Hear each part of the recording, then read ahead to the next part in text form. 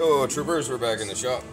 It was another beautiful day, but we've run into a little bit of problem with our job last night. Just outfitted the gold label Trooper with a new set of calipers, rotors, and pads. And today we've got some release problems going on with the Ebrake. So I've determined that it's the cable that I want to work with, in the sense that the Ebrake's not fully releasing. So we're going to take a look at that, which means pulling off the tires again and have another look. What's that? Oh, come on now. Yeah, I know, we already put them back on. We got everything together. It's working. It's just the E-brake's not releasing, right?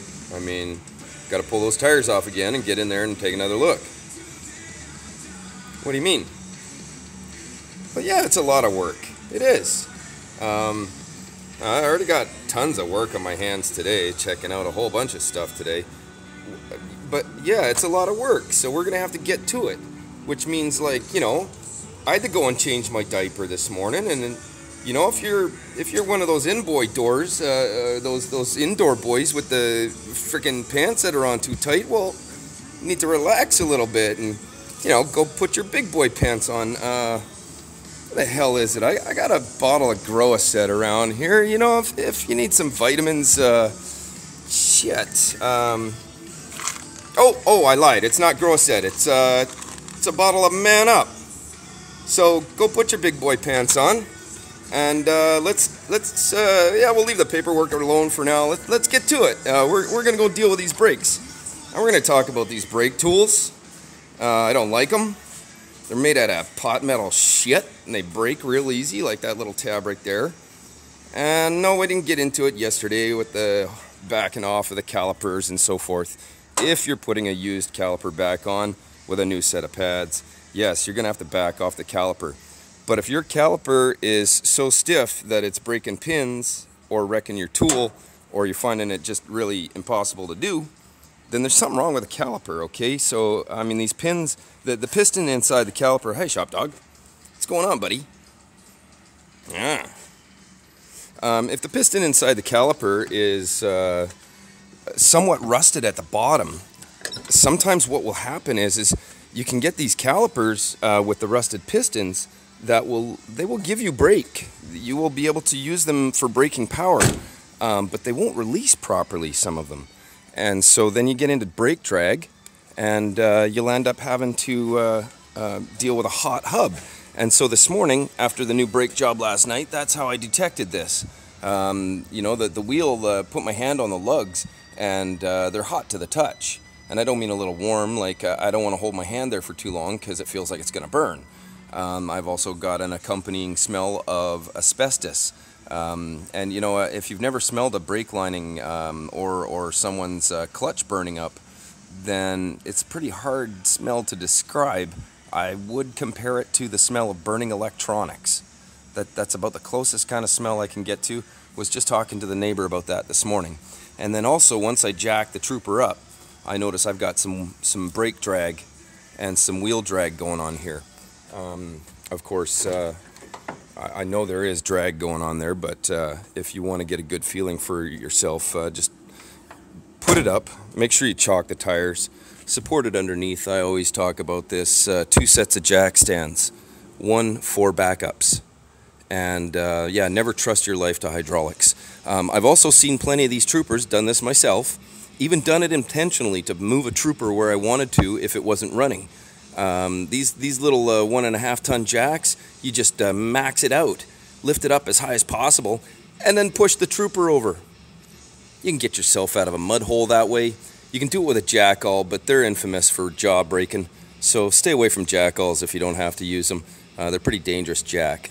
Anyways, so we're just going to take our air ratchet and our 19 mil, and we're going to zip off these lugs right now and get a look in there.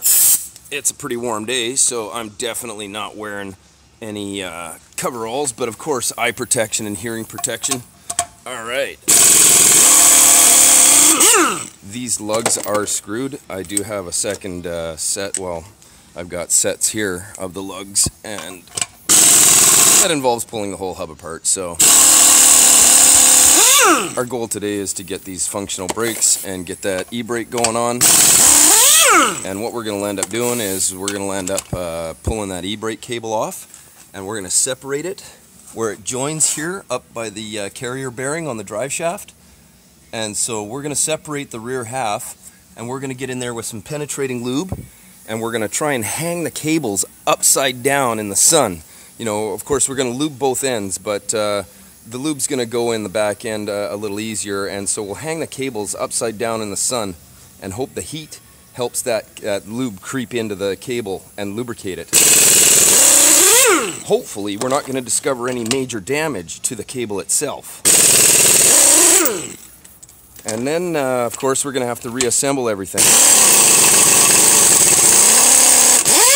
But something I noticed this morning when I was hammering on this brand new brake caliper to get the Ebrake spring to release, and if you don't know how to do that, I'll teach you right now. If you have sticky e-brakes in the back, you're going to need to get on the ground with a hammer or something like that. It's really difficult to do it on this side because the muffler comes through here, but on the passenger side it's a little easier to demonstrate.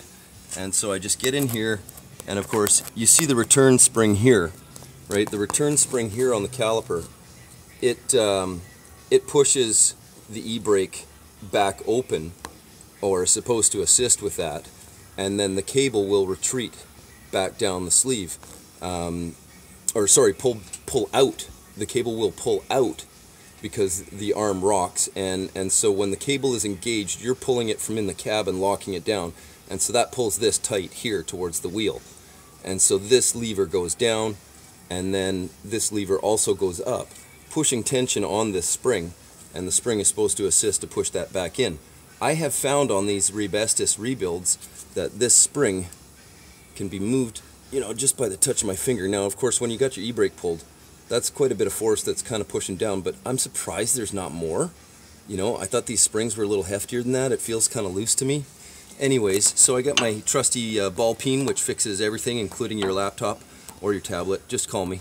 Anyways, hit here, right on the top of the arm where the spring is, and try not to beat up the spring too much, but there you are. You're just pushing the e-brake all the way out, and that's disengaging it. And so then you won't get wheel drag for the day, but you're not going to be able to use your e-brakes, right? See, I'm having a hell of a time hitting this one. You can also use a pry bar or a crowbar, but yeah, my exhaust isn't proper, so it's right in the way there. And we're pulling this wheel off anyway, so let's have a good look. This big old Goodyears. And it's just a stock set, but it's a premium set of Rebestis. I'm just, like I say, not so satisfied with these calipers. Look at the rusting that's built up just overnight. Wow. And there was a little bit of excessive heat coming out of there. I did have some smoke, as I mentioned. So right now I'm just going to get in here and disconnect the e-brake. And as I pointed out from underneath, we're going to do the same there. That's going to be a fairly labor-intensive process, and it's going to take a while to hang them up in the sun. What kind of lube am I going to use? Well, that's a good question, because we don't want something that's not safe on plastics. This is fluid film, and it is very thick, so it's going to take a while for the heat to actually help it. But I mean, this little description on the back of the can will tell you everything.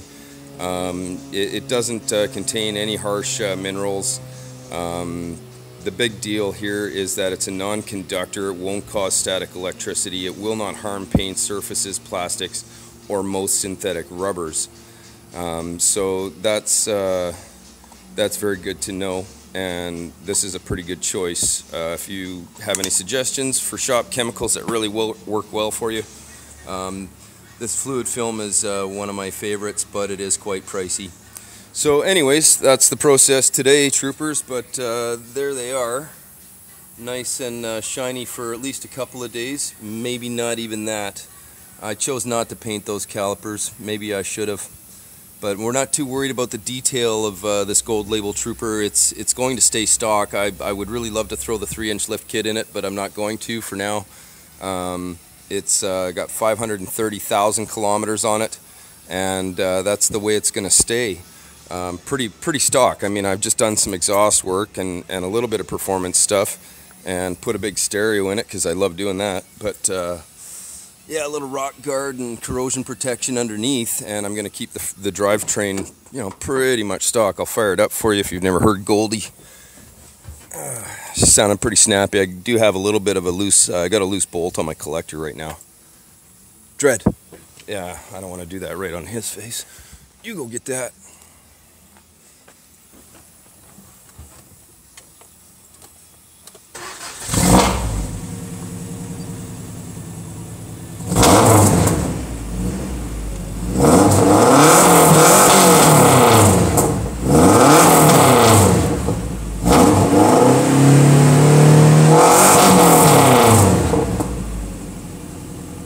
Goldie's got lots of snap. I've given this engine everything it needs, and it's not afraid of the high revs. It's holding out, and it's a very tough little engine. These 4ZE1s have earned my respect. Anyways, troopers, rubber side down. Good luck with your repairs.